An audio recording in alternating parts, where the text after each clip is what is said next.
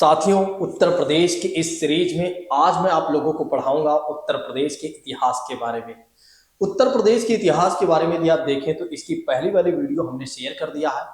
जिन लोगों ने पहली वाली क्लास को नहीं देखा हुआ है वे लोग क्या करेंगे, पहली वाली क्लास को जरूर देख लेंगे। इस क्लास को देखने के बाद दरअसल क्या हुआ था कि बीच में कुछ टेक्निकल एरर की वजह से क्या हुआ था कि वीडियो कट गई थी, तो इसलिए हम वहां से शुरुआत करेंगे जहां से वीडियो कट चुकी थी, तो वहां से हम अपना पढ़ना शुरू करेंगे। चलिए आइए अब प्रारंभ करते हैं, बिना किसी और बात की चर्चा करते हुए सीधा आते हैं अपने टॉपिक पर। जैसा कि बात करते हैं, हमारी जो वीडियो थी वो यहाँ से कट चुकी थी।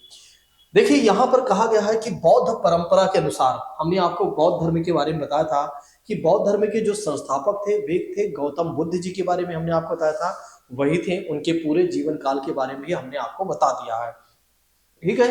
तो इस परंपरा के अनुसार बताया गया कि अशोक ने अयोध्या में एक स्तूप बनवाया था। दरअसल क्या था कि जो अशोक थे ना, जो मौर्य वंश के तीसरे शासक की बात करते हैं, जो एक महान शासक थे, उन्होंने क्या किया था, पहले जैन धर्म को अपनाया था और बाद में उन्होंने क्या किया, जब कलिंग का युद्ध होता है, कलिंग की युद्ध जीतने के बाद जब वो नरसंहार होता है तो वे क्या करते हैं, बौद्ध धर्म को अपना लेते हैं। और जब वे बौद्ध धर्म को अपना लेते हैं तो फिर क्या होता है कि एक तरह से अयोध्या में एक स्तूप बनवाते हैं। तो बौद्ध धर्म से ही रिलेटेड क्या होता है, एक स्तूप बनवाते हैं। तो ये पॉइंट आपके एग्जामिनेशन में पूछा जा सकता है। तो ऐसे ही प्रश्न कई बार आपके एग्जामिनेशन में पूछे जाते हैं, तो आपको ऐसे पॉइंट्स को ध्यान रखना होगा। नेक्स्ट बात करते हैं, जैन ग्रंथों के बारे में बात करते हैं। तो थोड़ा सा जैन धर्म के बारे में बात कर लेते हैं, तो जैन ग्रंथों के बारे में भी हमें समझ में आ जाएगा। जैसा कि बात करते हैं, अगर हम देखें जैन धर्म के बारे में, तो जैन धर्म के जो प्रथम तीर्थंकर थे ना, और संस्थापक की बात करते हैं। सबसे पहले संस्थापक की बात कर लेते हैं और फिर उसके बाद तीर्थंकर की बात करते हैं। जैसे हमारे में पुजारी होते हैं, वैसे उनमें तीर्थंकर होते हैं जैनियों में। तो जैन धर्म के जो संस्थापक थे वे कौन थे, ऋषभ देव की बात करते हैं। वे कौन थे, ऋषभ देव की बात करते हैं। तो वे कौन थे, ऋषभ देव। ऋषभ देव जो थे वे जैन धर्म के संस्थापक थे और प्रथम तीर्थंकर भी थे। तो प्रथम कौन थे, तीर्थंकर थे। तो ये बातें याद रखिएगा कि प्रथम तीर्थंकर कौन थे जैन धर्म के। तो जैन धर्म के प्रथम तीर्थंकर थे ऋषभ देव। और ऋषभ देव के बाद क्या होता है कि जो जैन धर्म के वास्तविक संस्थापक थे, जो जैन धर्म के वास्तविक संस्थापक की बात करते हैं, तो जैन धर्म के वास्तविक संस्थापक थे महावीर स्वामी। कौन थे, महावीर स्वामी की बारे में बात करते हैं, क्योंकि इन्होंने सबसे ज्यादा जैन धर्म के प्रचार प्रसार किया था, या जैन धर्म के बारे में सबसे ज्यादा एक तरह से इन्होंने इस धर्म के बारे में फैलाया था, या लोगों को जागृत किया था, या अनुयायी बनाया था इन्होंने। तो जैन धर्म के जो वास्तविक संस्थापक थे वे थे महावीर स्वामी, और यही जैन धर्म के 24वें और अंतिम तीर्थंकर भी थे। तो अगर आपके एग्जामिनेशन में प्रश्न ए बन जाए कि महोदय ए बता दीजिए जैन धर्म के वास्तविक संस्थापक कौन थे, तो आप क्या बताएंगे, महावीर स्वामी को ही बताएंगे, महावीर स्वामी को बताएंगे। अगर आपसे पूछा जाता है जैन धर्म के 24वें तीर्थंकर कौन थे, तब भी आप महावीर स्वामी को बताएंगे। अगर आपसे पूछा जाता है जैन धर्म के अंतिम तीर्थंकर कौन थे, तब भी आप बताएंगे महावीर स्वामी को ही।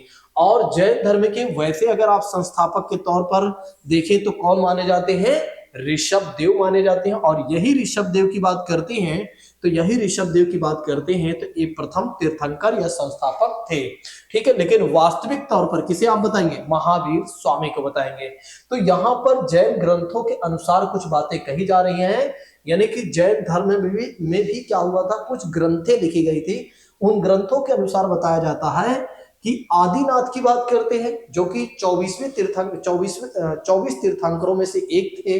आदिनाथ की बात करते हैं, तो आदिनाथ सहित 5 तीर्थंकरों की जन्मस्थली कहां पर है, अयोध्या में है, या अयोध्या में थे। तो टोटल मिलाकर जैन धर्म में कुल कितने तीर्थंकर हुए, तो 24।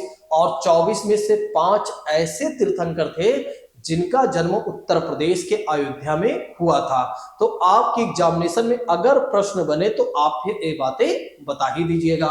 नेक्स्ट बात करते हैं, कन्नौज की बात कर लेते हैं, जो कि उत्तर प्रदेश का एक जिला है। तो कन्नौज पर कब्जे के लिए गुर्जर प्रतिहारों और पालों के बीच में और राष्ट्रकूटों के बीच में क्या हुआ था, काफी बार संघर्ष हुआ था, यानी कि कह सकते हैं काफी लंबे समय तक संघर्ष चलता रहा। ठीक है, कि कन्नौज का राजा कौन बनेगा या किनका शासन होगा। तो अपने अपने वर्चस्व को स्थापित करने के लिए इन लोगों ने आपस में संघर्ष किया था, जिसके तौर पर यदि आप देखें या जिसमें यदि आप देखें तो गुर्जर प्रतिहारों का जो शासन रहा है सबसे ज्यादा रहा है कन्नौज पर। तो गुर्जर प्रतिहारों के बारे में बात करते हैं तो इनका जो शासन रहा है कन्नौज पर लंबे समय तक रहा है। तो आपके एग्जामिनेशन में यहां से भी प्रश्न बन सकता है कि महोदय ये बता दीजिए कि कन्नौज पर लंबे समय तक शासन किसका रहा है। तो आप क्या बताएंगे, गुर्जर प्रतिहारों के बारे में बताएंगे। नेक्स्ट बात करते हैं महमूद गजनवी के बारे में बात करते हैं। 1018 से लेकर 1019 तक महमूद गजनवी ने क्या किया था, कन्नौज पर आक्रमण किया था। किस पर आक्रमण किया था, कन्नौज पर आक्रमण किया था। चलिए मैं आपको थोड़ा से महमूद गजनवी के बारे में बता देता हूं। देखिए महमूद गजनवी के बारे में बात करते हैं तो महमूद गजनवी जो था उसने भारत पर आक्रमण किया था। कितनी बार, तो उसने भारत पर 17 बार आक्रमण किया था और एक बार भी नहीं हारा, एक बार भी नहीं हारा। तो ध्यान रखिएगा, एक बार भी ना हारने वाला जो शासक था, मुस्लिम शासक, वो था महमूद गजनवी की बात करते हैं, जो कि एक तरह से मध्य एशिया की बात करते हैं। ठीक है, तो यानी कि अफगान वाले क्षेत्र से यहाँ पर आया हुआ था। ठीक है, तो इसने क्या किया था, भारत पर 17 बार आक्रमण किया और हर बार एक क्या हुआ, विजयी हुआ। इसके बारे में बात करते हैं तो इसने क्या किया था, एक प्रसिद्ध आक्रमण किया था गुजरात के सोमनाथ मंदिर की बात करते हैं। गुजरात के सोमनाथ मंदिर की बात करते हैं तो यहाँ पर इसने सबसे भयानक आक्रमण किया था और इस मंदिर को इसने नष्ट भी किया और साथ ही साथ यहाँ से बहुत सारे कह सकते हैं कि धन ले जाकर अपने देश ले जाता है या लूटता है।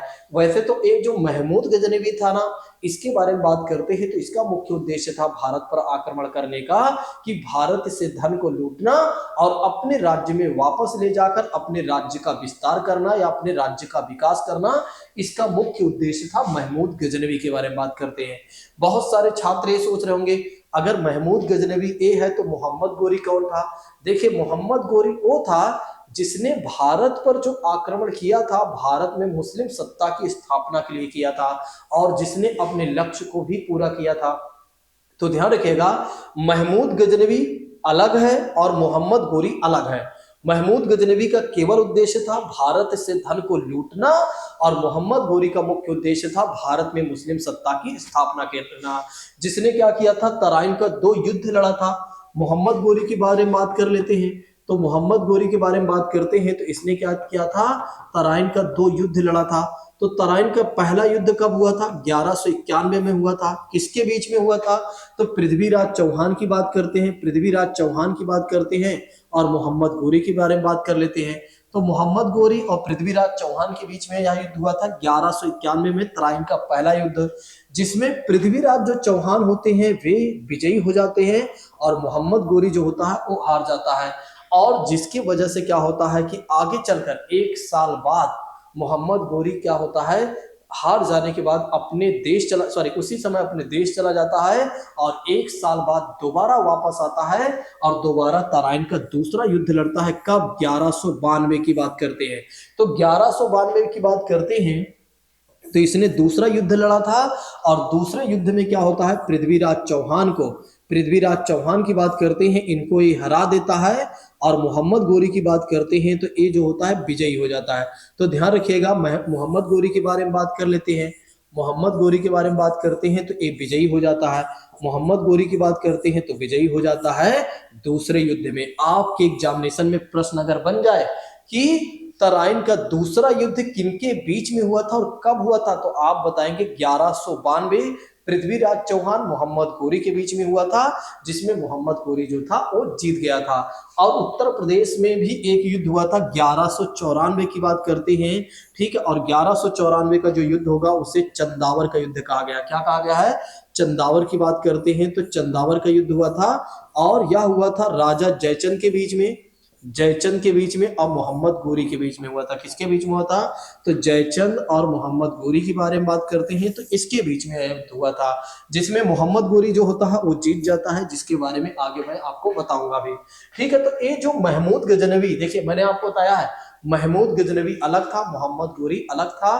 तो अभी हम महमूद गजनवी के बारे में थोड़ा से जानने चल रहे हैं, क्योंकि इसने क्या किया था, कन्नौज पर आक्रमण किया था।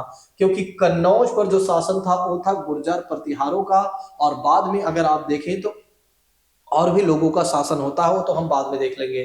तो 1018 से लेकर 1019 के बीच में महमूद गजनवी ने क्या किया था, कन्नौज पर भी आक्रमण किया था। अगर उत्तर प्रदेश के संदर्भ में अगर आपसे एक प्रश्न पूछे तो आप फिर बता दीजिएगा, क्योंकि इससे संबंधित प्रश्न अब आपका गलत नहीं होगा। चलिए नेक्स्ट बात करते हैं, प्रयाग स्तंभ में अशोक की रानी। अशोक को तो आप जानते हैं, जो कि मौर्य वंश का एक महान शासक थे। ठीक है, तो इनकी जो रानी थी करा ओवाकी की बात करते हैं। तो करा ओवाकी की बात करते हैं, ये इनकी रानी थी, और इनके द्वारा दिए गए दानों के बारे में जानकारी मिलती है, यानी कि उल्लेख मिलता है। और इन्हें क्या कहा गया है, क्वींस रिकॉर्ड भी कहा गया है। तो ध्यान रखिएगा, इसे क्या कहा गया है, क्वींस रिकॉर्ड कहा गया है, क्योंकि इनकी जो रानी थी वे सबसे ज्यादा दान करती थी।